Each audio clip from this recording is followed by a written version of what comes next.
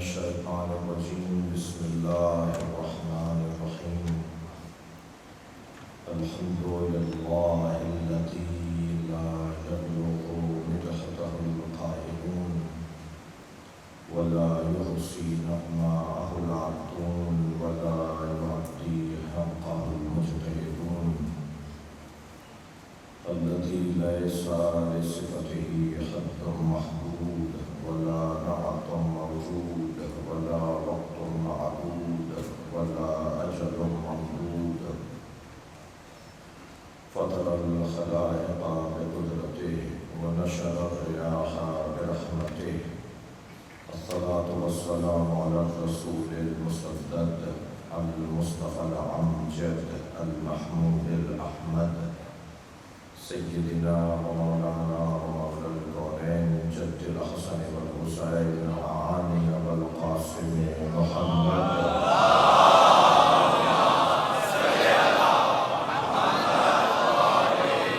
وآل الطيبين الطاهرين المعصومين الذين قال الله إنما يريد الله ليذهب عنكم الرجس أهل البيت ويطهركم تطهيرا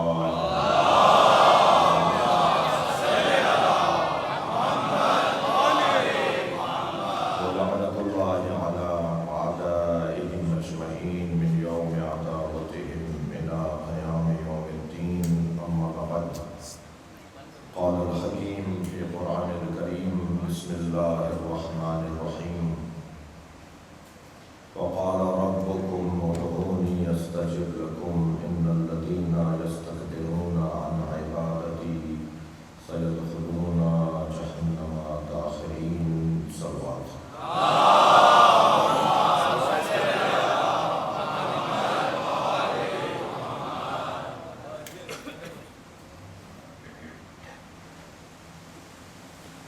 سورہ مبارکہ غافر کی اور سورہ مبارکہ المومن کی 60ویں آیت میں آپ کے سامنے ایک دفعہ پھر تلاوت کی ہے۔ اللہ نے اس کلام میں اپنے محبوب سے، اپنی مخلوق سے، اپنے پیاروں سے بات کر رہا ہے۔ وقال ربکم، اور کہا تمہارے رب نے، ادعونی استجب لکم، تم مجھے پکارو، مجھے آواز دو، مجھ سے بات کرو، مجھ سے بولو، مجھے بتاؤ، میں تمہیں جواب دوں گا۔ اللہ کا جتنا پیار اپنی مخلوق سے ہے، کسی بھی پیار سے اس کا مقایسہ نہیں کیا جا سکتا۔ دنیا میں عشق مجازی کے مبتلا لوگوں کو کیا پتا کہ عشق حقیقی کا مزہ کیا ہے۔ میں اپنے ابتدائی بیان میں ایک بات، یہ لفظ عشق ہے نا، اس کا صحیح ذائقہ تو امام حسین نے دیا ہے۔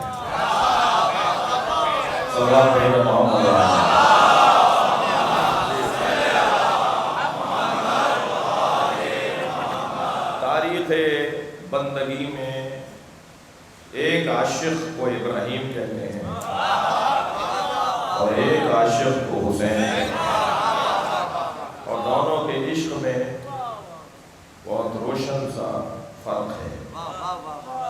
ایک جد ہے، ایک اولاد ہے، ایک بابا ہے، ایک بیٹا ہے۔ ایک کی قربانی کو اللہ نے قبول کر لیا، مگر دوسری کی قربانی پر اسے مؤخر کیا کہ یہ ہم مان لیتے ہیں مگر ہمیں اس سے بڑی قربانی چاہیے۔ تمہاری قربانی قبول ہے، ہم اس پہ تمہیں امام بنا رہے ہیں، مگر ہمیں اس سے بڑی قربانی چاہیے۔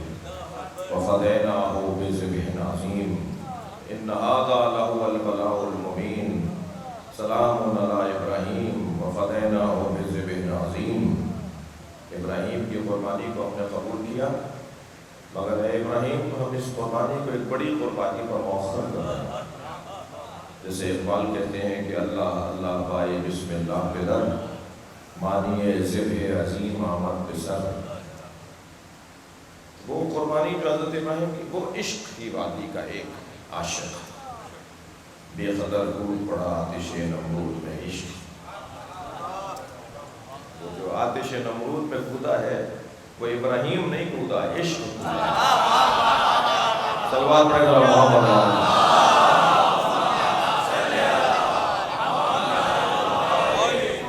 یعنی اللہ نے حضرت ابراہیم کی قربانی کو ایسے سجا کر پیش کیا ہے، اور جب سجا کر پیش کیا تو کہا کہ اب ہمیں اس سے بڑی قربانی چاہیے. اور اقبال کہتے ہیں کہ بے خطر کود پڑا آتش نمرود میں عشق، عقل ابھی محو تماشائے لب بام رہی. وہ عقل کی صغرا کبرا شرط و شرائط، اگر مگر ایسے ہوگا تو پھر کیا ہوگا، ویسے ہوگا تو پھر یہ ہوگا. وہ جو اگر مگر میں مبتلا رہے وہ ابھی تماشا ہی دیکھتے رہے اور عاشق کود گیا، عشق کامیاب ہو گیا.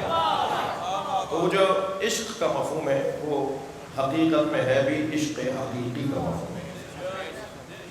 جو وعظ اور نصیحت کی باتیں ہوتی ہیں وہ قرآن بھی تکرار کرتا ہے، احادیث میں بھی مکرر ہیں، اور ہمارے بیان میں بھی مکرر ہونی چاہیے. اللہ آپ کو امام رضا کی زیارت کا شرف عطا کرے.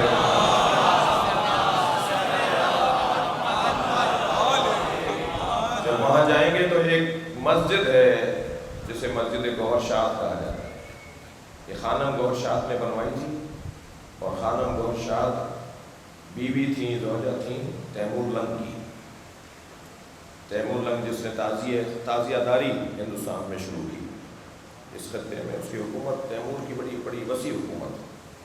تازیہ داری یہ جو آج تازیے بنائے جاتے ہیں تو ہندو بھی بناتے ہیں، اور برے صغیر کے مسیحی بھی بناتے ہیں، برے صغیر کے سنی بہت بناتے ہیں.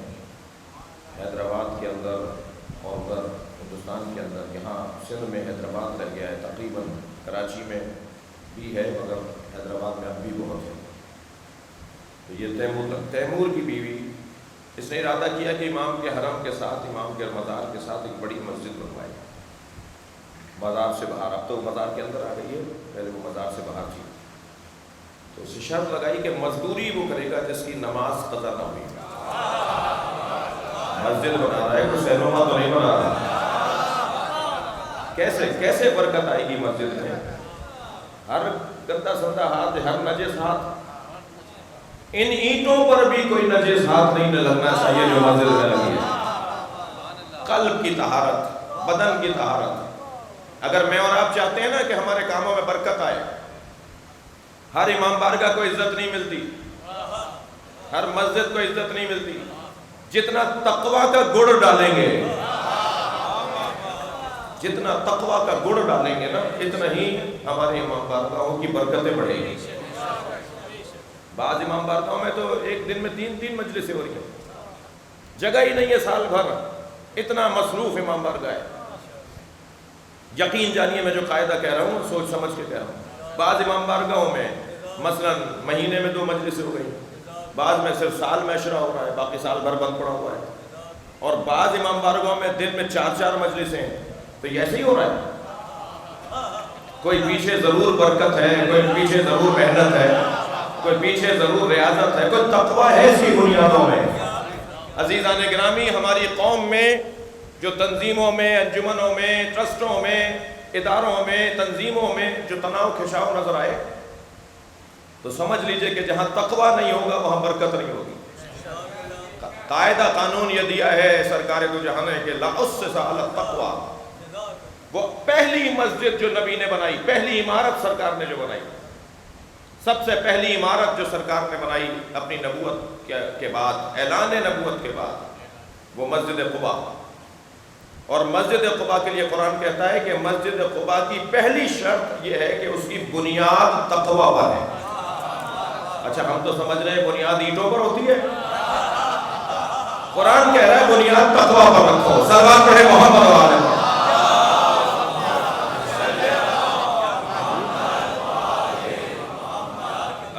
قاعدے کے اوپر میں عمل کر کے دکھا دوں، آپ پھر دیکھیے گا برکتیں کتنی ہیں۔ یہی قاعدہ مسجدوں کی تعمیر میں ہے، یہی قاعدہ تمام خانہ کعبہ کیوں ساری عمارتوں میں محترم ہے؟ بھئی میں اور آپ اگر متقی ہو جائیں اور اپنے ہاتھ سے تقوی کی بنیاد پر عمارت بنائیں تو برکت ایسی ہو جیسے یہاں ہے، جیسے ہمارے بابرکت امام بارگاہوں میں اور مسجدوں میں ہو۔ یعنی میں تو متقی ہوں گا نا، کوئی اگر نبی بنیاد رکھ رہا تو اس میں کتنی تاثیر ہوگی۔ عام آدمی نہیں، اللہ کا نبی بنیادیں رکھ رہا ہے۔ تو حضرت ابراہیم اور حضرت اسماعیل نے خانہ کعبہ کی بنیادوں کو رکھا، قواعد بیت کو بلند کیا، اور اس سے پہلے حضرت آدم نے خانہ کعبہ کو بنایا۔ اور پھر تاریخ کعبہ اس وقت مطلوب نہیں ہے، خود ائمہ اہل بیت کے زمانے میں کعبہ جب بھی گرا اور کسی حادثے کا شکار ہوا تو پھر ڈھونڈا جاتا تھا کہ اہل تقویٰ کون ہے، وہ یہاں آ کے کھڑے ہوں۔ اور پھر ہر دور میں جب بھی کعبہ گرا اور ائمہ کا دور ہوتا تھا تو جس دور امام میں یہ کام ہوتا تھا اس امام کو بلایا جاتا تھا۔ خانہ کعبہ تعمیر ہو رہا ہے، آغاز میں امام نے اس کا منظر دیکھا، کعبہ تعمیر ہو گیا، اب حجر اسود کو نصب کرنا ہے، تو حجر اسود اٹھ نہیں رہا تھا لوگوں سے۔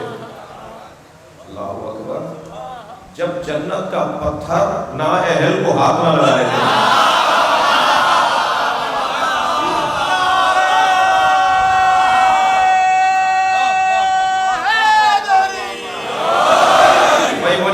پورا سنانے دیجئے، جب جنت کا پتھر نااہل کو قریب نہیں آنے دے، اس کے تنصیب میں، اس کے نصب کرنے میں، اس کے اختیار میں، اس کی تعمیر میں، اس کے جگہ پہ رکھنے میں، تو پھر اس معصوم بدن کے اندر مشرکوں کا خون اور دودھ کیسے جا سکتا؟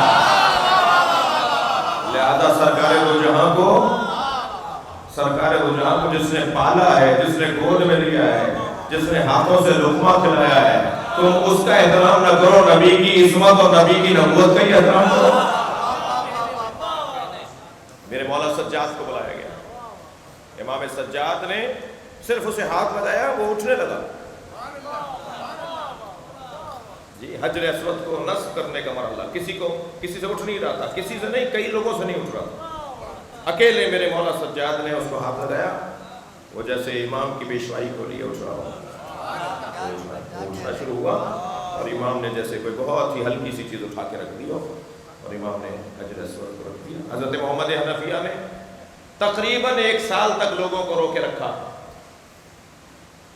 اگر کہہ دیتے میں امام نہیں ہوں، زین العابدین امام ہے، تو وہ وقت تھا جو دشمن کی سازشوں نے امت اسلامیہ کو اور مکتب اہل بیت سے وابستہ لوگوں کے ذہنوں کو متاثر کیا ہوا تھا۔ سب کو روکے رکھا، کوئی کہہ رہا ہے محمد حنفیہ امام ہے، کوئی کہہ رہا ہے زین العابدین امام ہے، نہ منع کر رہے ہیں، نہ تائید کر رہے ہیں، نہ مخالفت کر رہے ہیں، خاموش، سب کی سن رہے ہیں۔ جب سب کو جمع کر لیا اور اس جو الجھنیں تھیں وہ دور کر لیں، یہ سمجھداری، حکمت، دانائی مولا علی کی گود کا پلا ہے، معمولی وجود نہیں ہے۔ حسنین کے ساتھ رہے، معمولی وجود نہیں ہے۔ محمد حنفیہ انتہائی زیرک، سمجھدار، معاملہ فہم، سمجھداریاں جن پہ قربان ہو، وہ حضرت محمد حنفیہ۔ تقریباً 1 سال تک لوگوں کو اپنے گرد رکھا کہ کہیں جانے نہ پائیں، کہیں بہکنے نہ پائیں، اور جب دوسری الجھنیں دور کر لیں تو پھر اس کے بعد کہا کہ امام تو وہ ہوتا ہے جس کے سلام کا جواب حجر اسود دیتا ہے۔ اب خود تو جانتے تھے نا، سارا مجمع پہلے متفق، پوری قوم کو متفق کر لیا کہ امام وہ ہوگا جس کے سلام کا جواب حجر اسود دے گا۔ تو کہا کہ زین العابدین بھی سلام کریں، میں بھی سلام کرتا ہوں، جو امام ہوگا اسے جواب آ جائے گا۔ آگے بڑھے، امام نے فرمایا چچا آپ سلام کریں، آپ بڑے ہیں، پہلے آپ سلام کریں۔ انہوں نے سلام کیا، جواب نہیں آیا، آواز آئی دوبارہ کیجئے، نہیں آیا، تیسری دفعہ جب سلام کر لیا جواب نہیں آیا، تو انہوں نے کہا محمد حنفیہ نے فرمایا کہ زین العابدین اب تم سلام کرو۔ جب امام نے سلام کیا، اب امام کے سلام کا جملہ مکمل ہوا کہ حجر اسود سے ایک فصیح زبان میں جواب آیا، اے حجت خدا تم پر بھی میرا سلام۔ الجھن دور ہو گئی، الجھن دور ہو گئی۔ بحث ہماری یہ ہے کہ اللہ نے ہمیں خلق کر کر یوں ہی چھوڑ نہیں دیا، بلکہ وہ ہمارا خالق ہے تو وہ ہمارا رب بھی ہے، اور ربوبیت کا تقاضا یہ ہے کہ وہ ہمارے ہر حال میں، ہر لمحے میں اپنا کرم مسلسل رکھے، فیض الہی مسلسل ہو۔ یہ جو فیض الہی مسلسل ہونا ہے تو اس فیض الہی کے تسلسل کو وسیلہ کہا جاتا ہے۔ کل کی بات سے میں بات کو یوں جوڑوں کہ قضاء الہی تکوین کائنات اور قدر الہی اور تشریع کائنات ہمیں اللہ نے بنا کر ہمارے حوالے کیا ہے، پودوں کو حیوانوں کے حوالے کیا، پتھروں کو پودوں کے حوالے کیا، مگر ہمیں بنا کر کسی اور کے حوالے نہیں کیا، ہمیں بنا کر ہمارے حوالے کیا۔ تم خود کو سنبھالو، اپنا آئینہ خود بنو، اپنے آپ کو خود سنبھالو۔ اللہ نے ہمیں بنا کر ہمارے حوالے کیا۔ اب ہم جو اپنے آپ کو جانتے نہیں ہیں، یا اللہ تو نے ہمارے حوالے ہمیں کر دیا، ہم تو اپنے آپ کو جانتے نہیں ہیں۔ کل تک باتیں ہو چکی ہیں، یہ والی پوائنٹ، یہ ساری باتیں کل تک، ہم تو اپنے آپ کو جانتے نہیں ہیں، تو نے ہمیں ہمارے حوالے کیسے کر دیا؟ ہم کیسے سنبھالیں گے اپنے آپ کو؟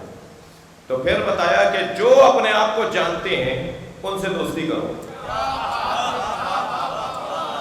جی جو اپنے آپ کو جانتے ہیں وہ تمہیں مشق کروائیں گے، وہ تمہاری مشق کریں گے، تمہیں سکھائیں گے کہ کیسے اپنے آپ کو پہچانا جاتا ہے۔ لہذا جس دروازے پر میں اور آپ بیٹھے ہیں، میں تو کہتا ہوں اللہ کا شکر ادا کریں کہ اس سے اچھا دروازہ نہیں ہے۔ دنیا کہاں بیٹھی ہے مجھے اس سے غرض نہیں ہے، اگر ہم جہاں بیٹھے ہیں وہاں سے جنت کا رستہ بنتا ہے۔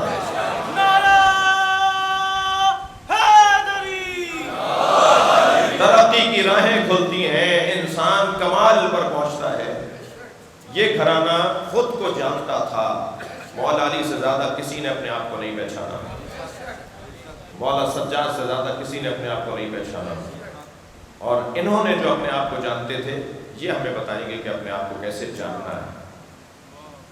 اسی مفہوم کو کہ ہم انہیں دیکھ کر اپنے آپ کو سمجھیں گے، اسی کو کہتے ہیں موازین اعمال، اعمال کا ترازو۔ میرا یہ عمل ٹھیک ہے یا نہیں، انہیں دیکھوں گا، میری یہ بات صحیح ہے یا نہیں، انہیں دیکھوں گا، میری یہ نفرت کرنا ٹھیک ہے یا نہیں، انہیں دیکھوں گا، میرا یہ پیار کرنا ٹھیک ہے یا نہیں، انہیں دیکھوں گا۔ میرا ہر عمل جب ان کے مطابق ہو جائے گا تو پھر اب زیارت نامے کے اندر جملہ ہمیں سمجھ میں آئے گا، السلام علیکم یا موازین الاعمال، سلام ہو اہل بیت آپ پر جو ہمارے اعمال تولنے کا ترازو ہے۔ صلوات پڑھے محمد و آلہ۔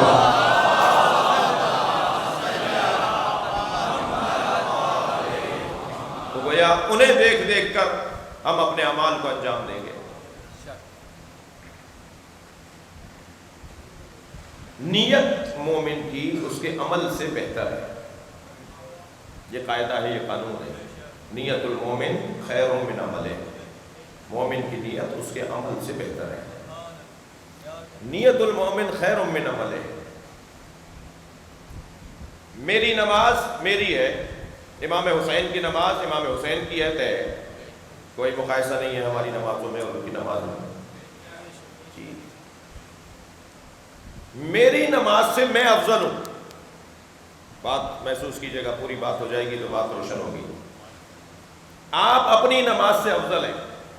المومن خیر من عملہ، مومن اپنے عمل سے افضل ہے۔ مومن ہے تو عمل کر رہا ہے نا، یا اگر افضل نہیں ہوگا، یہ افضل ہوگا تو عمل کرے گا نا، یہ افضل ہوگا، جتنا افضل ہوتا چلا جائے گا اتنا ہی عمل معتبر ہوتا چلا جائے گا۔ اس مومن کی وجہ سے تو عمل ہے۔ بھائی یا علی مدد تو میں بھی بولتا ہوں اور مقداد بھی بولتے تھے، یا علی مدد تو ہم بھی بولتے ہیں اور بیسم تمار بھی بولتے تھے۔ تو یا علی مدد کا مسئلہ نہیں ہے، زبان کا مسئلہ ہے، بولنے والے کے مطابق تاثیر ہونی ہے۔ صلوات پڑھیں محمد و آلہ محمد۔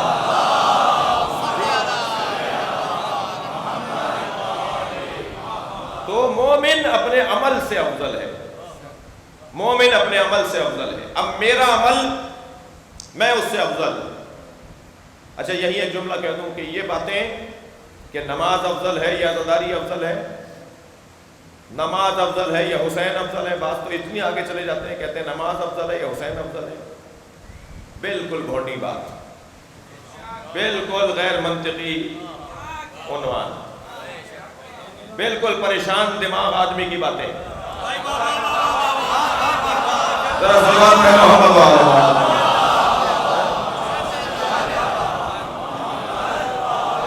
بیچارہ ذہنی طور پر کسی مشکل میں ہے اور اپنی مشکلات سب جگہ رکھتا ہے تو دین میں بھی لے آیا. آپ ڈھونڈ لیجئے گا اس قاعدے کو جو میں دے رہا ہوں آپ کو. اس طرح کی باتیں کرنے والے سارے پریشان حال ہیں، انہیں 2-3 دن کی ٹیبلٹ کھلائیں، نفسیاتی بیماریاں دور ہو جائیں گی. یہ بات ہی نہیں ہو رہی ہے. کوئی کہے گا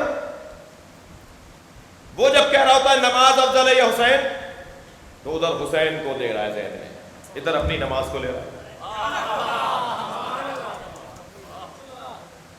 تم تو اپنی نماز سے افضل ہو، حسین کی بات کیا ہے؟ تم تو خود اپنی نماز سے افضل ہو، امام حسین کا مقایسہ کس بات کا ہے؟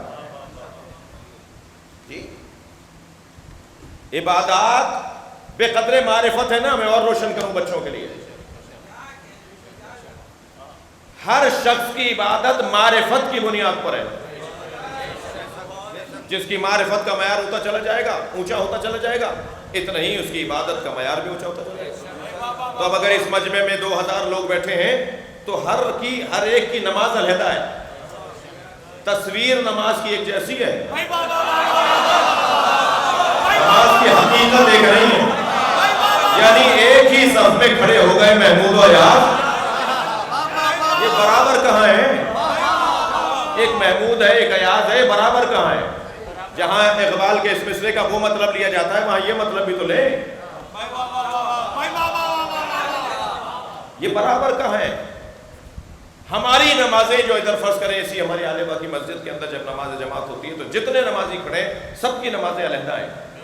پڑھے ایک ہی بات رہے ہیں، رکوع ایک ساتھ کر رہے ہیں، سجدے میں ایک ساتھ جا رہے ہیں، قیام ایک ساتھ کر رہے ہیں، مگر ساری نمازیں علیحدہ ہیں.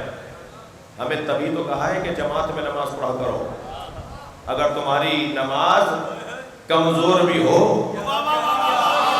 تو کریم اللہ کی کرامت کا تقاضا ہے کہ جب عظیم لوگوں کی عبادت قبول کرے تو ہماری بھی لگ کے چلی جائے. صلوات پڑھیں گے محمد و آلہ.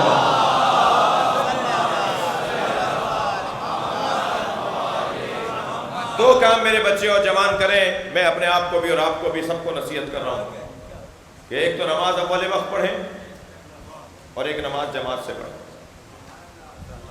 جی اول وقت کیوں پڑھیں؟ اول وقت اس لیے پڑھیں کہ امام زمانہ اول وقت پڑھتے ہیں، امام معصوم اول وقت نماز پڑھتے ہیں.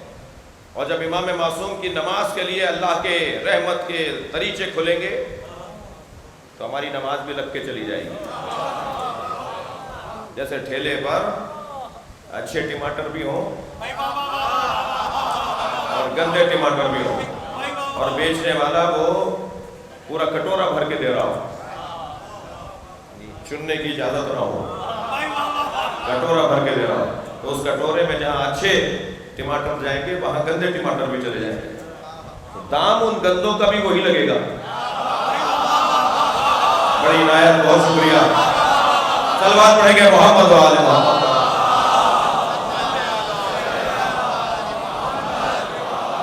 اس سے بہتر اور بلند صلوات نبی.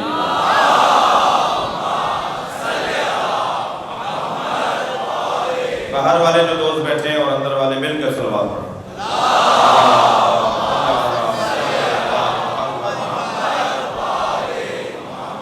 اور دوسرے ایک تو اول وقت نماز اور دوسرے جماعت کے ساتھ.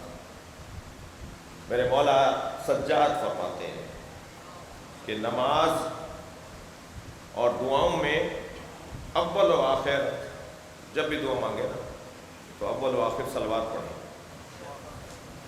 حدیث سنا رہا ہوں مولا جی، اول و آخر درود پڑھیں، صلوات پڑھیں. امام فرماتے ہیں کہ کہ جو اول میں پڑھا جائے گا وہ تو یقینی قبول ہونا ہے، اور جو آخر میں پڑھا جائے گا وہ یقینی قبول ہونا ہے۔ کریم اللہ کا کرم ہوگا کہ درمیانی دعا بھی قبول ہو جائے گی۔ سلوات پڑھیں محمد و آل محمد۔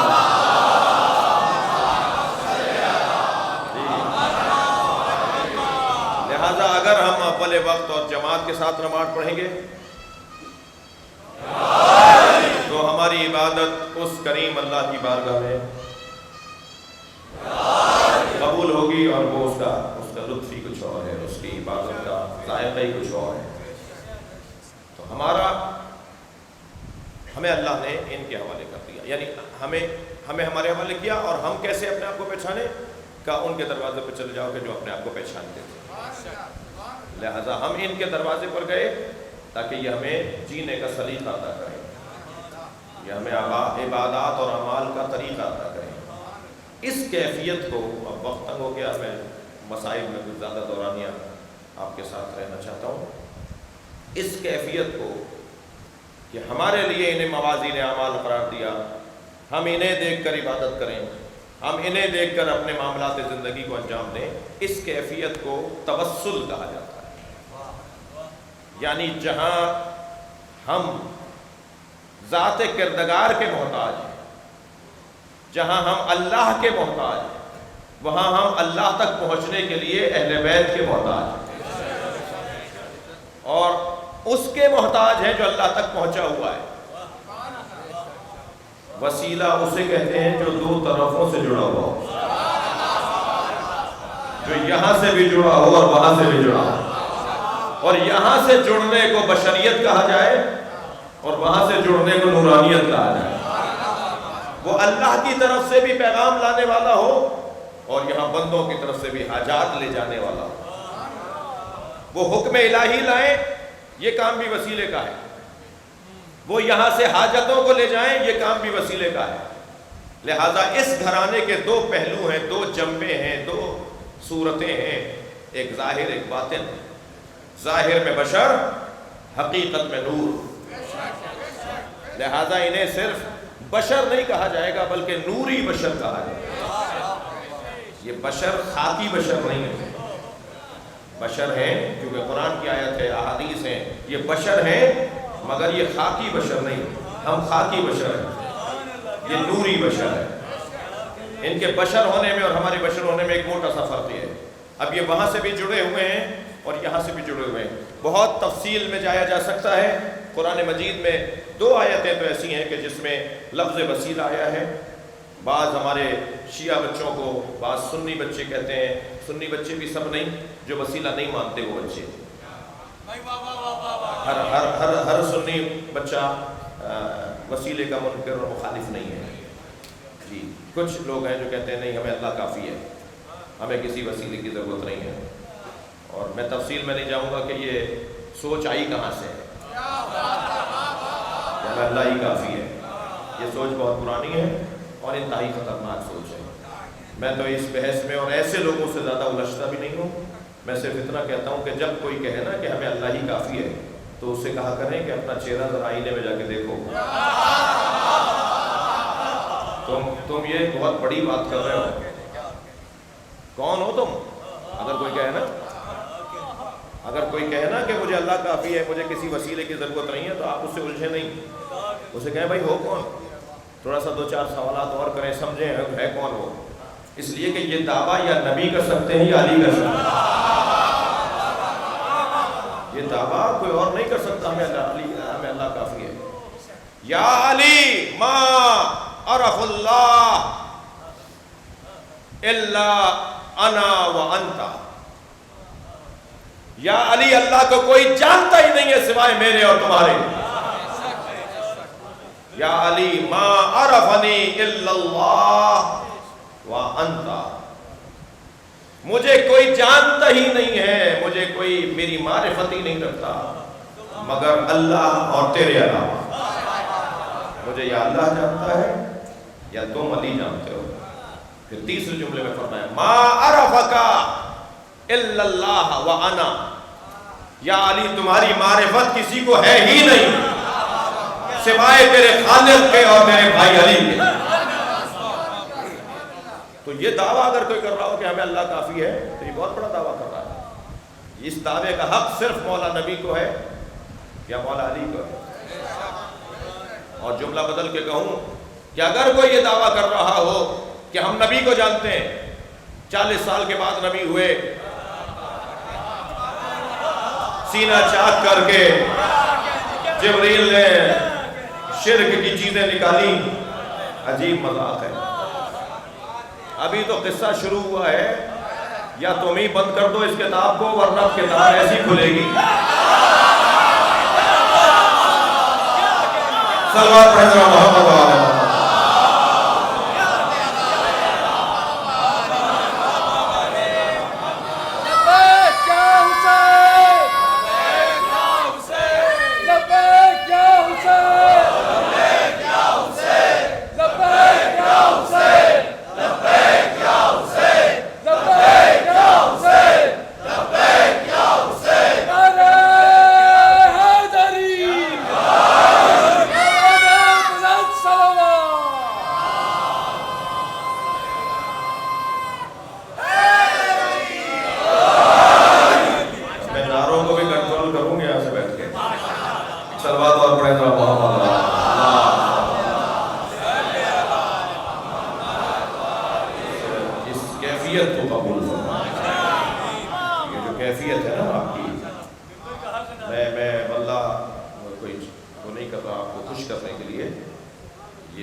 زندہ بیٹھنا مجلس ہے، ثواب کی خاطر ہی نہیں آتے ہو، مجلس سننے آتے ہو۔ صلوات پڑھنا محمد علیہ وسلم۔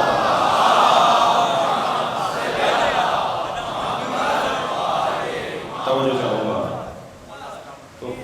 تو یہ طے ہے کہ اللہ کو سوائے نبی کے اور مولا علی کے، اور اسی طرح مولا علی کو سوائے اللہ کے اور مولا نبی کے، اور مولا نبی کو سوائے اللہ کے اور مولا علی کے کوئی نہیں پہچانتا۔ یہ حدیث سنائی ہے میں نے، اور لہذا نبی کے بارے میں بھی جو باتیں ہوتی ہیں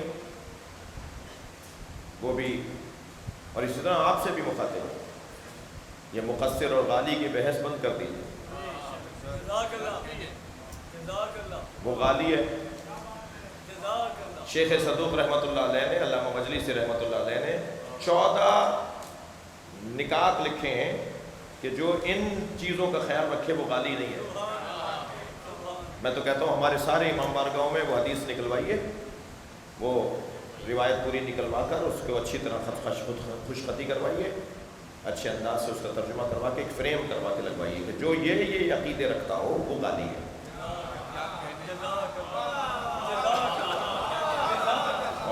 اور امام بارگاہ مسجد میں نہیں لگوائیے گا، یا ممبر کے ساتھ لگوائیے گا، مسئلہ ہی حل ہو جائے گا، الجھن ہی دور ہو جائے گا۔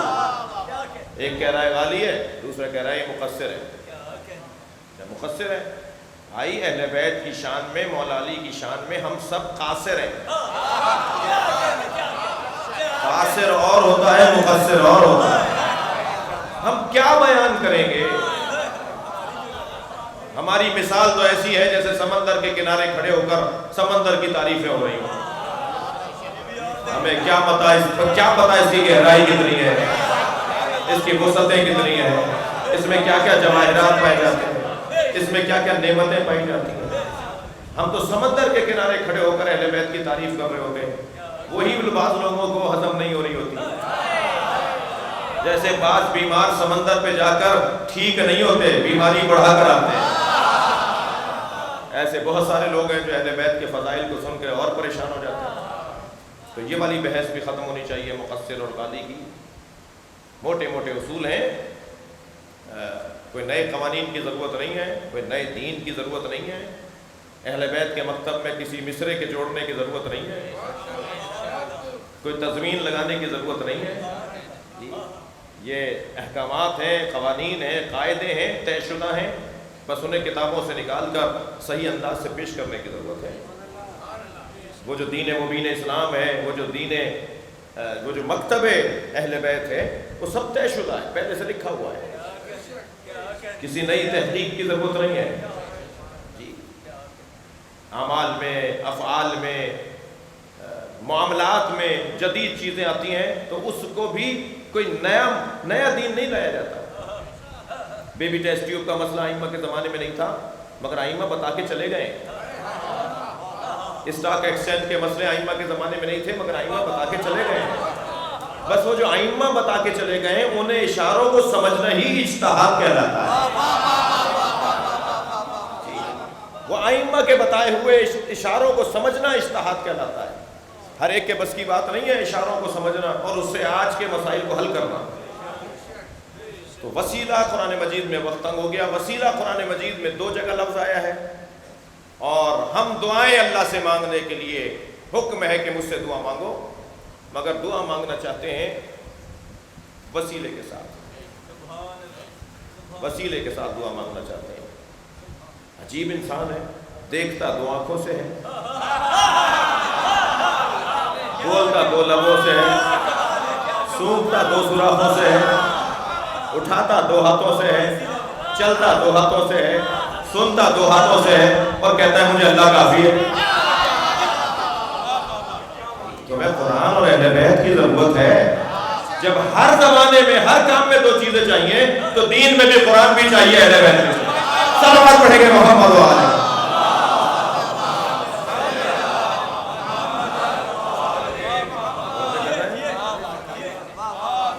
عزیزان گرامی، اللہ تک بات پہنچانی ہے۔ قال ربکم ادعونی استجب لکم، مجھے پکارو میں جواب دوں گا۔ اللہ کو پکارنے کے لیے وسیلے کا سہارا۔ کہنے لگے مولانا کیا ضرورت آ رہی ہے وسیلے کی، بات ڈائریکٹ مانگی ہے۔ تو جو کہہ رہے ہوتے ہیں ڈائریکٹ مانگیے، سعید بھائی وہ جو کہہ رہے ہوتے ہیں ڈائریکٹ مانگیے، وہ دونوں ہاتھ اٹھا کے مانگ رہے ہوتے ہیں۔ مانگیے نا ڈائریکٹ، یہ ہاتھ کو اٹھائے ہوئے ہیں۔ تم نہیں مانو وسیلے کو، 5 میں 14 کو رکھا ہوا ہے۔ ہاں یہ ایسا ہی نہیں ہے بھائی، ہاتھ 17 نہیں ہو گئی ہے 14 پور میں۔ آپ دکھائیے، آپ کے 13 ہیں کیا؟ آپ کے 17 ہیں کیا؟ 5 انگلیوں میں 14 پور میں، انگوٹھے میں 2، ہر انگلی میں 3۔ یہ اللہ نے ایسے ہی نہیں رکھا ہے۔ یہ میرے ناخون یہاں پر کیوں ہیں؟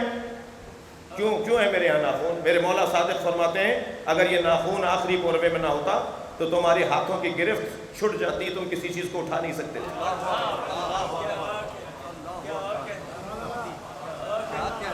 بھائی امام پہ صلوات پڑھ دیجئے۔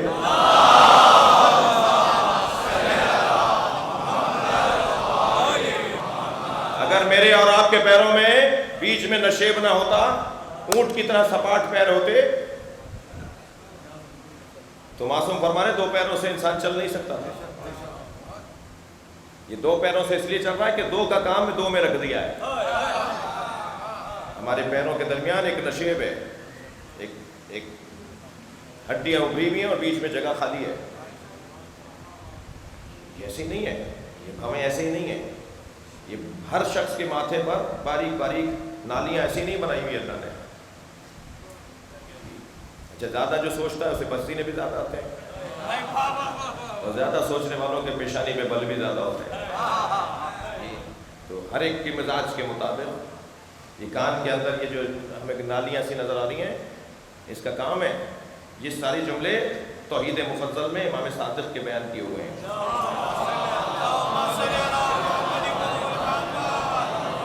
حتیٰ بدن کے اوپر بال جو ہے ہمارے، اس کے بارے میں حضرت نے کیا کچھ نہیں فرمایا۔ آنکھوں سے ٹپکنے والا جو پانی ہے، آنسو، وہ نمکین کیوں ہوتا ہے؟ چربی کو نمک کی ضرورت ہوتی ہے۔ ان دونوں کٹپٹیوں پہ اللہ نے ہمارے یہاں نمک رکھا ہوا ہے۔ اور پانی جب غبار بن کر آنسو، جب غبار کی صورت میں آنسو بن کر نکلتے ہیں تو آنکھ میں چربی کو سڑنے سے بچانے کے لیے بھی اللہ نے نمک کو رکھا ہے۔ بہت اچھی کتاب لکھی ہے جناب محمد علی سید صاحب نے، جسم کے عجائبات۔ بچوں سے کہوں گا سائنسی اعتبار سے امام کے فرامین کی روشنی میں آج کی جدید طبی اور میڈیکل کے حوالے سے اور سائنسی حوالے سے جو مطابقت ہے اسے انہوں نے اس کتاب میں لکھا ہے، جسم کے عجائبات۔ دقت چاہوں گا ہمارے بدن کی چیزوں کیا جائے گا. تو یہ ایسے ہی نہیں بنا دیا کہ یہ کسی کی 6 انگلیاں ہیں تو کسی کی 12 ہیں، اور کسی کے 4 پور میں تو کسی کے 2 پور میں، سب کے 3 پور میں. نہیں مانو، ہاتھ اٹھا کے دعا مانگ رہے ہو، اور کہا جب ہاتھ اٹھا کے دعا مانگو گے تو عاجزی کا اظہار ہوگا، میں زیادہ قبول کروں گا. بہت سے لوگ بہت سی چیزوں کو نہیں مانتے مگر اللہ کو منوانا آتا ہے. مزارات کو نہیں مانتے مگر حتیم کا طواف کرتے ہیں جہاں حضرت ہاجرہ اور اسماعیل کی قبریں ہیں. نیاز نظر کو اور تبرک کو اور سبیل کو نہیں مانتے مگر مکے سے زمزم لالا کے بانٹتے ہیں. توجہ کر رہے ہیں؟ یہ اللہ کا نظام، اللہ منوانا خوب جانتا ہے اور وہ منوا رہا ہے. جو وسیلے کو نہیں مانتے اللہ پھر ان سے وسیلہ منواتا ہے. تو بہتر ہے کہ رضایت سے اور مرضی سے اور خوشی سے مان لیا جائے، ورنہ کام اللہ آج نہیں کل ویسے بھی سب مانیں گے. فرق ہے مگر دونوں میں، جو با اختیار مان رہے ہیں، دل سے مان رہے ہیں وہ اور ہیں، جو مجبوراً مانیں گے وہ اور ہیں. جی اعلان نبوت والے مسلمان اور ہیں، فتح مکے والے. صلوات پڑھنا محمد والے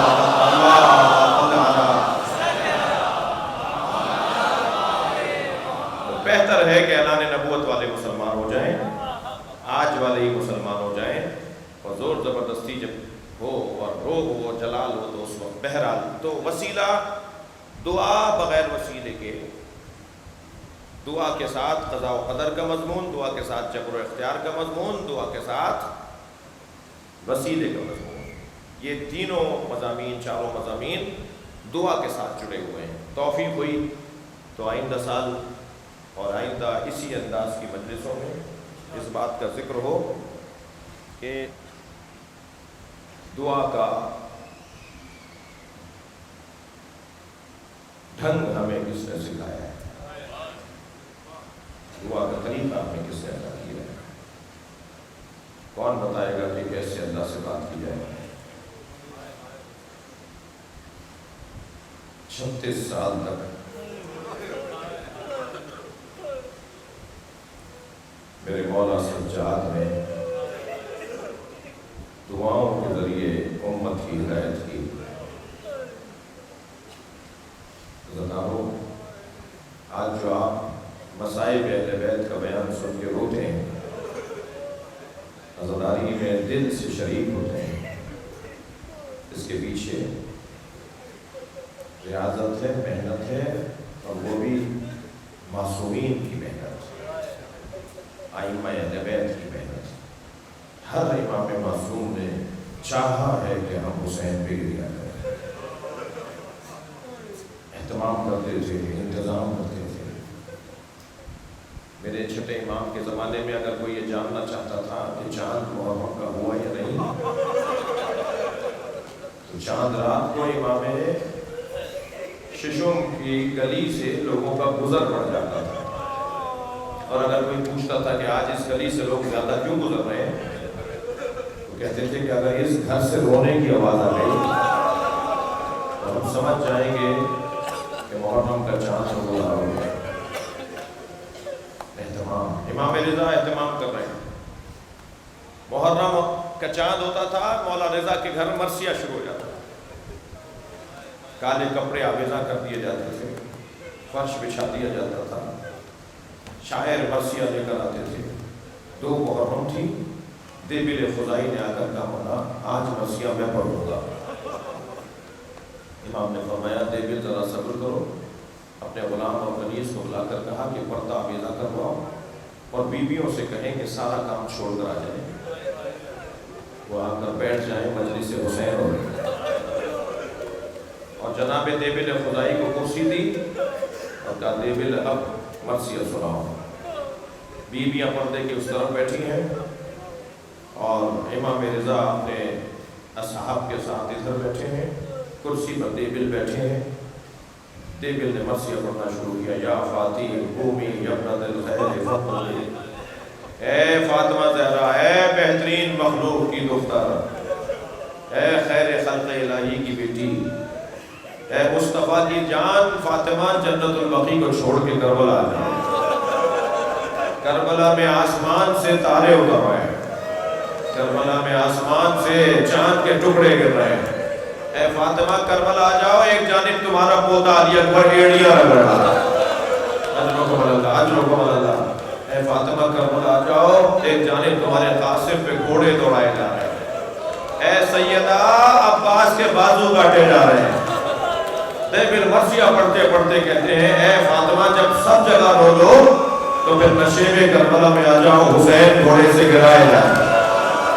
اجرکم اللہ. یہ کہہ کر دیبل نے مرثیہ مکمل کر دیا تو امام رضا کی آواز آئی, دیبل اس میں 2 مصرے اور پڑھا دو. اور دیبل کہو کہ اے فاطمہ جب کربلا میں رو چکو تو خراسان میں اپنے غریب بیٹے کی قبر پہ آ جائے. اجرکم اللہ. میرے مولا نے کہا یہ مصرع پڑھا دو. تو دیبل نے کہا مولا مجھے نہیں پتا بیوی کے کون سے بیٹے کی خبر غربت میں غریبی میں خراسان میں بھرے گی. امام نے فرمایا دیبل مجھ غریب کو خراسان میں زہر دے کر مارا جائے گا. میری قبر خراسان میں بھرے گی. میری دادی زہرا سے کہو کہ کربلا میں جب رو چکے تو پھر خراسان میں میری قبر پر آ جائے. دیبل نے مصرع پڑھایا اے فاطمہ جب کربلا میں رو چکو تو پھر خراسان میں اپنے غریب بیٹے علی ابن موسیٰ رضا کی قبر پر آ جائے. ابھی عزاداروں دیبل نے یہ مصرع کہا تھا, کنیز پردہ ہٹا کے باہر آ گئی اور کہنے لگی دیبل بس کرو, خاموش ہو جاؤ. معصومہ قوم رو رو کر بے ہوش ہو گئی. میں کہوں گا بیوی معصومہ سے, بی بی ابھی تو خبر شہادت سنی ہے بھائی کی, آپ سے برداشت نہیں ہوا. سلام ہو زینب کبریٰ پر جو ایک ٹیلے پہ کھڑی دیکھ رہی ہیں.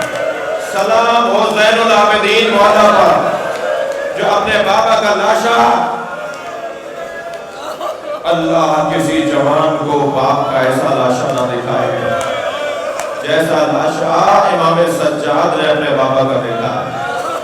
پہلا زائر ہے امام حسین کا, امام سجاد جو ہونے آئے ہیں جملہ محسوس کریں گے. یہ کیسی امامت ہے امام سجاد کی, یہ کیسی امامت ہے جس امامت میں پہلا مسئلہ یہ پوچھا جا رہا ہے کہ جل کے مر جائیں.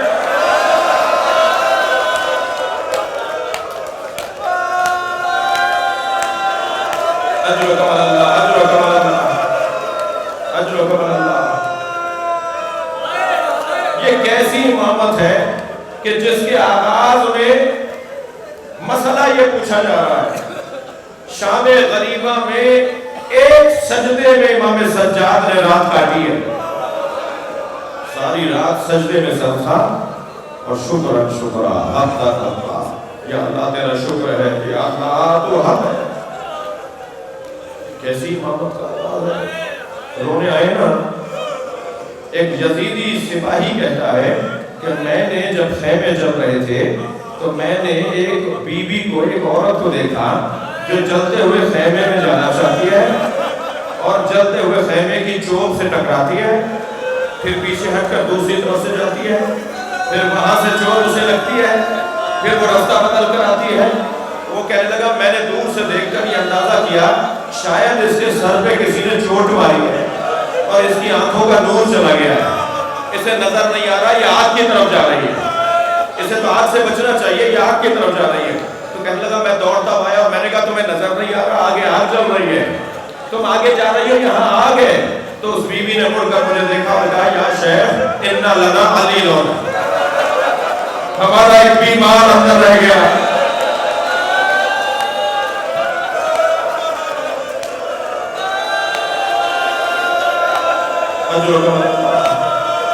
وہ اپنے پیروں سے چل کے نہیں آ سکتا اور وہ کہتا ہے میں نے دیکھا علی کی بیٹی چلتے ہوئے خیمے میں گئی اور اپنی پشت پر اپنا بیمار بھتیجا اٹھا کر.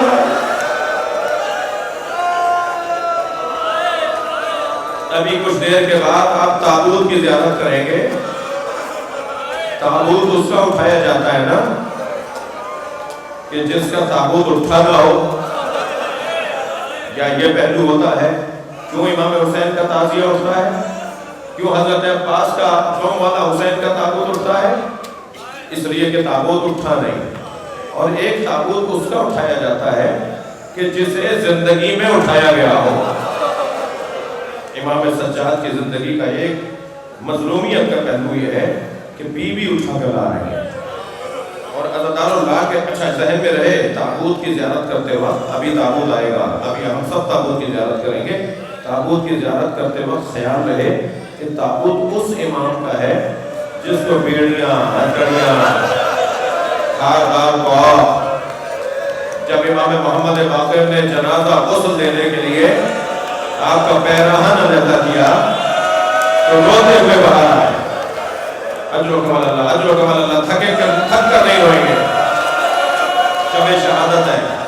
سنیں گے تین جنازوں پر غسال روئے. جناب زہرا کے جنازے پہ علی روئے. سلمان کہتے ہیں میں کوچے میں کھڑا تھا کہ میں نے علی کے رونے کی آواز گلی میں سنی. جب سیدہ کو دفنا دیا تو میں نے دوسرے دن پوچھا مولا آپ جب زہرا کو غسل دے رہے تھے تو آپ کے رونے کی آواز گلی تک آ رہی تھی. فرمان لگے اے سلمان جب میں فاطمہ کو غسل دے رہا تھا تو فاطمہ کی 2 پسلیاں ٹوٹی ہوئی تھی. سیدہ کے بازوؤں پر برم تھا. اجر و کمال اللہ, اجر و کمال اللہ. حق ہے شب شہادت کی مجلس ہے, گریے کا حق ہے کہ بلند آواز سے گریا ہو.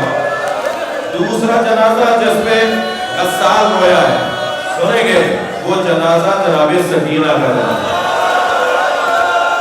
جب زندان شام میں اس بچی کی رحلت ہو گئی, رونے والوں یہ جملہ بھی سن لیجئے. کسی نے امام سجاد سے مدینے میں پوچھا مولا آپ کی عمر تو اتنی نہیں ہے, آپ کے بال سفید ہیں, آپ کے چہرے پہ ضعیفی ہے, آپ کی کمر خمیدہ ہے, یہ بڑھاپا کیسا ہے؟ تو امام نے فرمایا پہن کے جنازے نے بوڑھا کر دیا. وہ ننھا سجا ننھا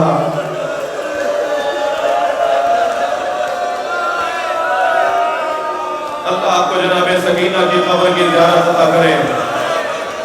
جب جائیں نا زدارو شام جب جائیں تو بی بی کی قبر کو جالی سے قبر کو ضرور دیکھیے گا.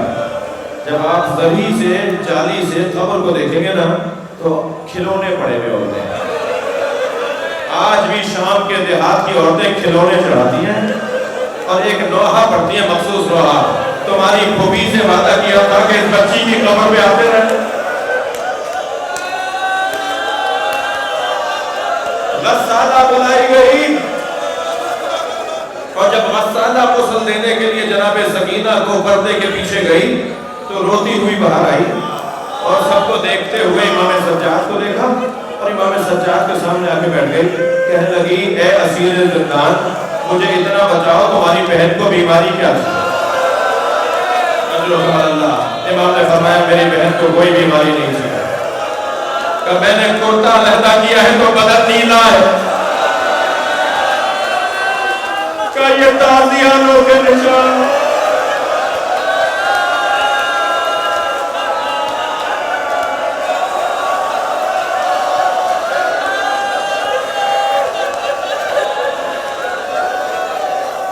تیسرا جنازہ جس پہ غسال ہویا وہ امام زین العابدین کا جنازہ. امام محمد باقر کی چیخ کے رونے کی آواز آئی. بلند آواز سے, بکان عالیہ کہتے ہیں عربی میں, بلند آواز سے رونے کی آواز آئی, بلند رونے کی آواز آئی. اور جب پوچھا مولا آپ ایسے رو رہے تھے, فرمایا میرے بابا کے بدن پہ آج بھی داغوں کے نشان, بیڑیوں کے نشان, تازیانوں کے نشان. اجر و کمال اللہ. پانی سامنے آتا تھا تو پہلے اسے دیکھ کر روتے تھے, حتیٰ بعض اوقات پانی مضاف ہو جاتا تھا. ایک مرتبہ پوچھ لیا مولا پانی کو دیکھ کر اتنا روتے ہیں؟ فرمایا جب بھی پانی دیکھتا ہوں مجھے یاد آتا میرے بابا نے پانی مانگا تھا میرے بھائی علی اصغر کے لیے, مجھے پانی نہیں ملا, میرے بچے کو پانی ملا دو. جب کبھی کھانا سامنے آتا تھا تو جناب امام سجاد کھانے کو دیکھ کے روتے تھے. فرماتے تھے جیسے پانی نہیں تھا کربلا میں ایسے ہمارے بچوں کو کھانے کو کھانا نہیں تھا. گزر رہے ہیں، قصائی جانور ذبح کر رہا ہے، ابھی چھری گلے پہ اس نے رکھی تھی تو دور سے آواز دے کر کہا رکو، قریب جا کے پوچھا پانی پلایا؟ کمالا مسلمان ہے، جانور کو پانی پلا کے ذبح کرتے ہیں، کربلا کا دور کر کے جانا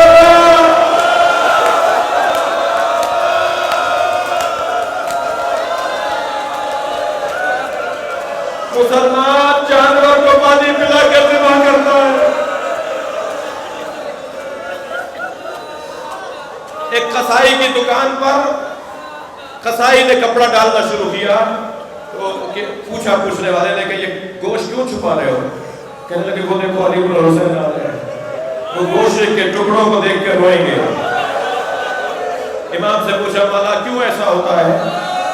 فرمانے لگے میں نے گوشت کے ٹکڑے کربلا میں دیکھے، میرا ذہن وہاں چلا جاتا۔ اجرکم اللہ، اجرکم اللہ، اجرکم اللہ۔ جناب رباب دھوپ میں بیٹھی تھی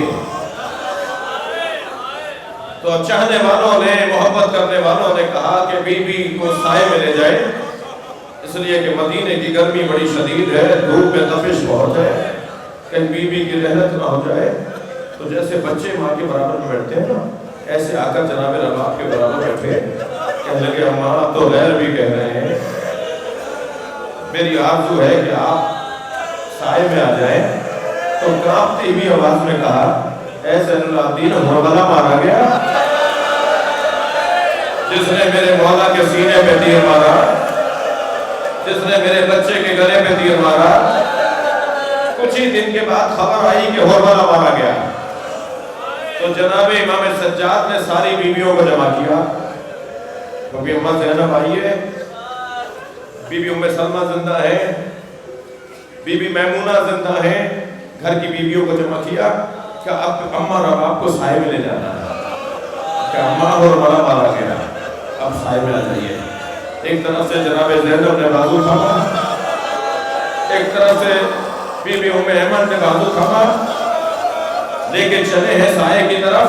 تو مدینے سے کربلا کا رخ کر کے کہا میرے مولا میں نے آپ سے وعدہ کیا تھا جب تک زندہ رہوں گی کبھی سائے میں نہیں بیٹھوں۔ بس یہ جملہ کہا بی بی کی گردن بھلکنا شروع ہوئی، جناب زینب کی آواز آئی انا للہ وَإِنَّا إِلَيْهِ رَاجِعُونَ، اجرکم اللہ، اجرکم اللہ۔ بس بہت رو لیے، بہت گریہ ہو گیا، ایک ایک منزل اور لے لیجئے، نہیں معلوم میری زندگی میں آئندہ یہ رات ہے یا نہیں، نہیں معلوم آئندہ رونے اور رلانے کی توفیق ہوگی یا نہیں۔ امام کو حشام نے زہر دے دیا، امام کا رونا گوارا نہیں تھا، امام کا عزاداری کرنا گوارا نہیں تھا، امام کو زہر دے دیا۔ پہلے دن امام بیٹھ نہیں پا رہے تھے، سنیں گے بتارو، پہلے دن امام بیٹھ نہیں پا رہے تھے، دوسرے دن امام لیٹ نہیں پا رہے تھے، تیسرے دن امام ہل نہیں پا رہے تھے۔ اب پورے بدن مبارک پر زہر کا اثر ہے۔ امام محمد باقر کو بلایا اور ان کا ہاتھ اپنے ہاتھ میں لے کر امور امامت کو تفویض کیا، اور جب امور منتقل کر دیے، امامت کے امور کو منتقل کر دیا، تو فرمایا محمد باقر تم کربلا میں کتنے سال کے تھے؟ فرمایا بابا میں 3 سال کا تھا۔ کہ محمد باقر تم نے کیا دیکھا؟ اب مصائب سن رہے ہیں، شہادت کا وقت قریب ہے۔ امام محمد باقر نے فرمایا بابا میں نے دیکھا دادا حسین چچا علی اکبر کا لاشا لائے، بابا میں نے دیکھا دادا حسین علی اصغر کا لاشا لائے، بابا میں نے دیکھا دادا حسین نہر سے خالی مشکیزہ اور علم لے کر آئے۔ امام محمد باقر مصائب پڑھ رہے ہیں، امام سجاد رو رہے ہیں۔ سنیں گے عزیزانو، ایک ایسا جملہ کہا جس پر امام کی چیخنے کی آواز بلند ہوئی اور وہیں میرے مولا کی شہادت ہو گئی۔ جملہ یہ کہا بابا میں نے دیکھا دادی زینب کے سر سے زیادہ آواز آئے انا للہ معتد حسین۔